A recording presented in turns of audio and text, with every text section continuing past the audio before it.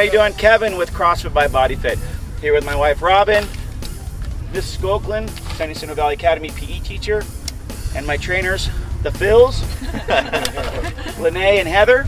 And we decided to host the Wolfpack Invitational at San Jacinto Valley Academy. So we decided to do a 2-day event with all the San Jacinto Valley Academy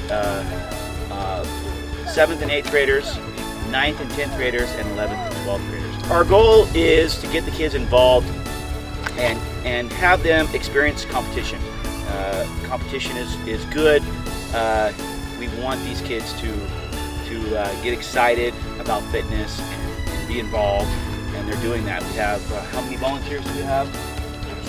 Over 60 volunteers, and without them this event would not have happened. How many competitors? 86. 86 competitors, and I think about 30 of them wish they would have signed up. So all in all, it's been a really good experience, I think, for all of us. It's fun to watch the kids compete and enjoy themselves. And then I think for the kids, this is something they've never done before, or most haven't done. And I think it'll be a tradition that will continue.